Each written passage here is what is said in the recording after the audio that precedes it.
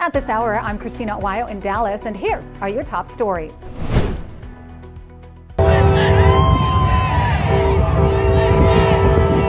Thousands of people lined the streets, filling up blocks, sometimes 20 deep, just to catch a glimpse of President Donald Trump as he worked the fry station and the drive-thru at a McDonald's in Bucks County. This is all on Trump. Oh, look. I'm allowed to do that, right? Yeah. Let's check and make sure it's everything you said it would be. It's better be. It's going to be the best yet. I made it myself. You're the man. Make America That's great. it. Thank you, man. Thank you. Thank you. Have a good time. Trump saying the reason why so many people show up to his events is simple. Look at the crowd over there. Look how happy everybody is. They're happy because they want hope. They need hope. And that's what we're doing. That's what we're going to give, much more than hope. We're going to take hope and make it fact.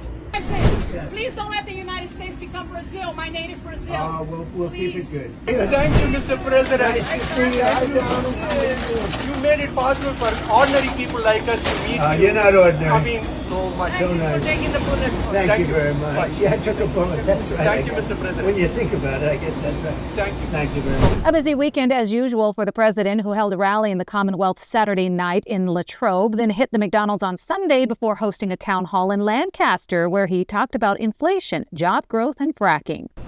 USA! USA! President Donald Trump was greeted by a roaring crowd and chants of USA as he attended the Pittsburgh Steelers football game on Sunday night. Trump was seen waving to the crowd and pumping his fist as the crowd went wild. Later in the game, a woman charged the field holding a pro-Trump sign that read, "Trump, secure border, Kamala, open border." The woman was quickly caught and apprehended by security, but not before giving fans quite the show. Trump was in Pennsylvania over the weekend campaigning, working at McDonald's, and receiving a hefty endorsement from Steelers great Antonio Brown. And a pretty cool scene pregame as both Brown and running back Le'Veon Bell were registering hundreds of new Trump voters. Over the weekend, Texas National Guard soldiers apprehended a group of 30 illegal migrants in Maverick County. The group included 3 unaccompanied boys and 3 special interest migrants from Iran and Guinea. 45 illegal migrants tried to cross the Rio Grande, but troopers stopped them, and Mexican immigration officials were able to apprehend them. This, as a new massive caravan of about 2,500 migrants is reportedly headed to the U.S. from southern Mexico. The group, which left on October 13th, plans to break up and look for different routes to enter the country. The caravan includes people from Venezuela, Colombia, Ecuador, Peru, Central America, Haiti, Argentina, Panama, Costa Rica, Afghanistan, and Nepal, according to La Verdad. People are speaking out against Kamala Harris after a pair of Christian students were mocked by the vice president and her supporters at a rally at the University of Wisconsin-La Crosse last week when they shouted, "Christ is King and Jesus is Lord." Watch.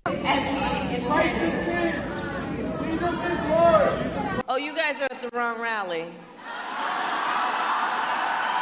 No, I think you meant to go to the smaller one down the street. The students, both juniors at the school, said it happened when Harris started talking about abortion rights. The pair was shoved by some of Kamala's supporters as they were being kicked out of the venue. Grant Beth and Luke Pulaski said they were at the rally to do God's work. The battleground state of Michigan has 8.4 million registered voters, which, according to Bridge, Michigan, is almost 500,000 more than the number of people who are eligible to vote in the state. In fact, they say many counties in the state have registration rates of more than 100%. The state's Secretary of State, Democrat Jocelyn Benson, has moved to dismiss the RNC's lawsuit. And even though she admits that hundreds of thousands of names are set to be removed from the voter rolls after the 2024 election, she's accusing Elon Musk of spreading, quote, dangerous misinformation. The pair got into a feud on X, with Musk responding to Benson saying, "Shame on you for blatantly lying to the public. You plan to remove the ineligible names after the election, which necessarily means there are 4 more people registered to vote than there are eligible voters." Attorneys for Benson say that since 2019, Benson has removed about 800,000 people from the statewide voter roll and that another 360,000 will be removed in 2025. Jury selection starts today for a U.S. Marine Corps veteran charged with manslaughter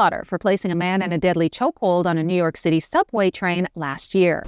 The Associated Press is being called out for publishing blatantly biased news headlines when it comes to the age and mental acuity of Donald Trump and Joe Biden. 4 days ago, the AP ran a story with the headline reading, "If he wins next month's election, Donald Trump would be the oldest person in U.S. history to be elected president." Yet the 78-year-old Republican nominee refuses to disclose new details about his physical or mental well-being. Meanwhile, the same publication back in July, 4 months after Biden won enough delegates to clinch the 2024 Democrat nomination, wrote this headline: Biden at 81, sharp and focused, but sometimes confused and forgetful. Many are now saying the people are waking up and turning away from both the Democrat Party and the legacy media. In fact, a recent poll by Gallup revealed that trust in the media is at record lows.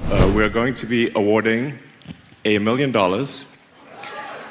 to randomly to people who have signed the petition every day from now until the election.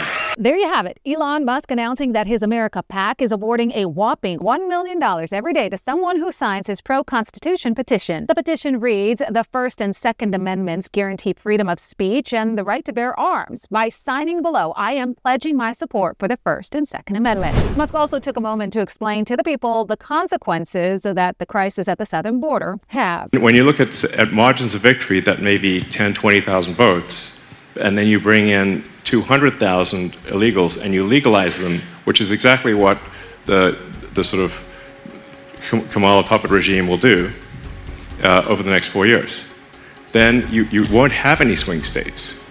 Every state will go blue. That's what you need to know at this hour. In Dallas, Christina, Aguayo, Salem News Channel.